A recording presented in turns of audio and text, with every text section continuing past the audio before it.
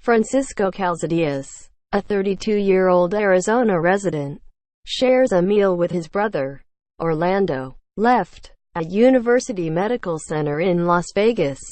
Francisco's wife, Jovanna, was gravely wounded at the Route 91 Harvest Music Festival. Las Vegas. The goodbyes were brief. What can you say to a man whose wife is in intensive care with a bullet in her brain? Francisco Calzadillass' family just offered him their tightest hugs and words of encouragement. "You're so strong. Take care, please. Please let us know if you need anything." It had been a week since Jovanna Calzadillass, 30, was critically wounded in the October 1 mass shooting on the Las Vegas Strip. As her husband kept vigil at her bedside, more than 45 family members, siblings, godparents, aunts and uncles, cousins, friends so close they might as well be brothers converged on the city to support them. Subscribe to the Postmost newsletter. Today's most popular stories on the Washington Post, but now they have to get back to their lives. Francisco, 32, said after the crowd had gone, "I want them to." For Francisco, there is no leaving Las Vegas. His wife, Jovanna, remains on life support. Her prognosis unclear, and he will not consider returning to their Queen Creek, Aries, home without her. He has settled into his new reality, spending 14-hour days in the intensive care unit at University Medical Center, eating bad pizza in the hospital cafeteria, collapsing into bed in an impersonal hotel room each night, waking up in the mornings alone. But as long as Jovanna clings to life, Francisco holds on to the hope that one day they, too, will get to go home. It had been Jovanna's idea to come here for the Route 91 Harvest Country Music Festival. Francisco, a police officer and Master Sergeant in the Air National Guard, had just returned from an 8-month deployment to Kuwait. In his absence, Jovanna was the one who kept the family going, who made sure the children ate and got them to dentist appointments, who did so much of the household's worrying and supplied so much of its light. "It'll be good for us," she told Francisco when they bought the tickets, although he suspected the bigger draw was Jason Aldean, Jovanna's favorite country singer and the festival's closing act.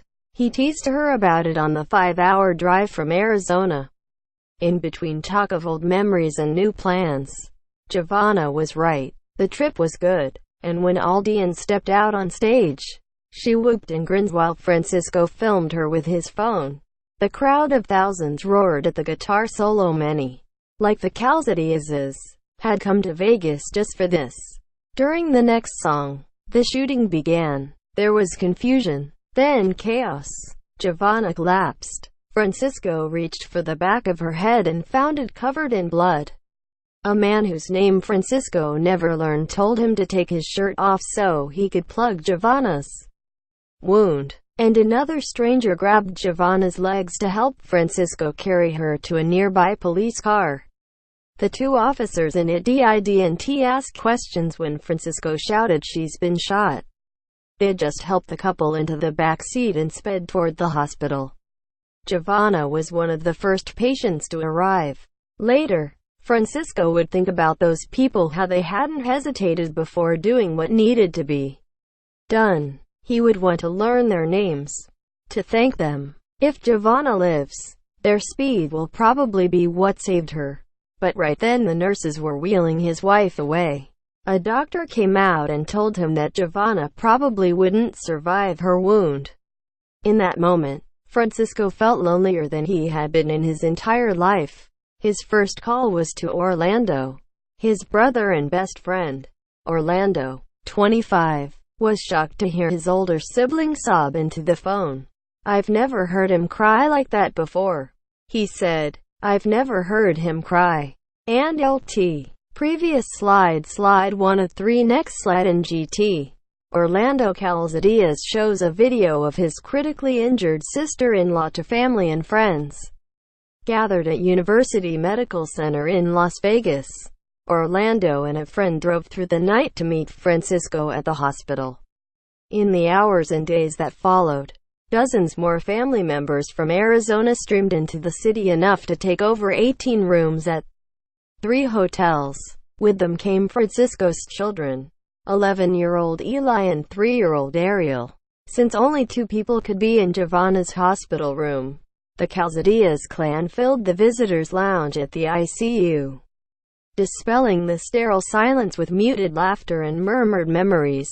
They kept Orlando's phone buzzing with calls about lodging logistics, donations of clothes, deliveries of homemade tamales by a friend of a friend who lives in town. And Francisco began to feel hope that was bolstered Tuesday when Jovanna finally, miraculously, opened her eyes.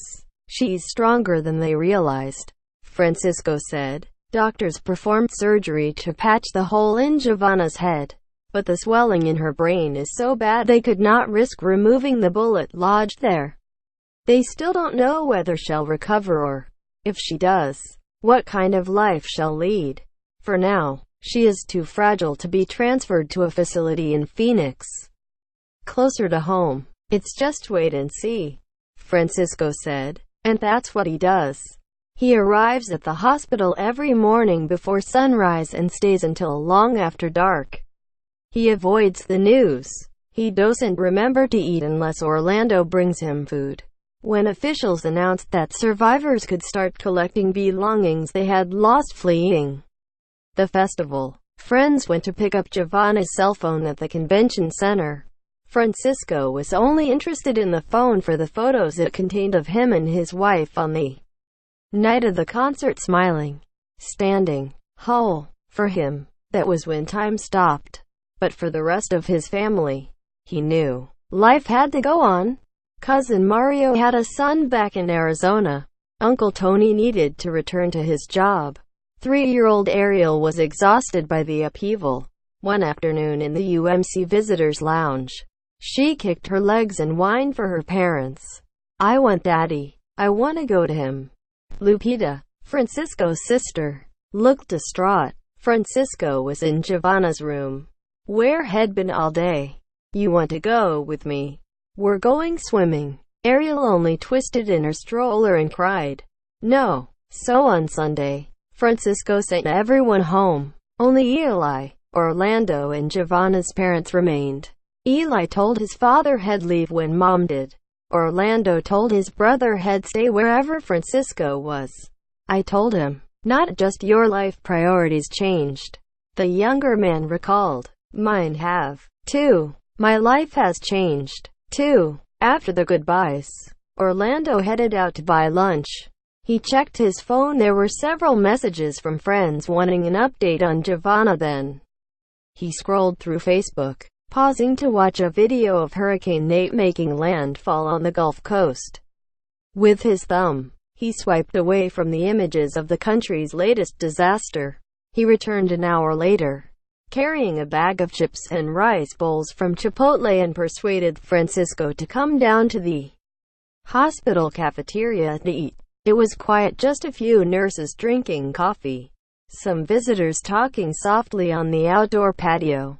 A prayer box sat atop a counter beside a stack of blank cards. But Francisco recalled what it looked like a few days ago, when the room was packed with tables of donated clothes and food, and volunteers handed out bottled water and well wishes to everyone who walked through.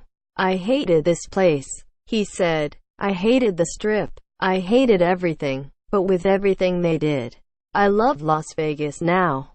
Even so, I will never come back," he said. But then he smiled, knowing how stubborn Jovanna can be. She's going to want to go back for a Jason Aldean concert. If she does, he will join her. For Jovanna, he would go anywhere, even here.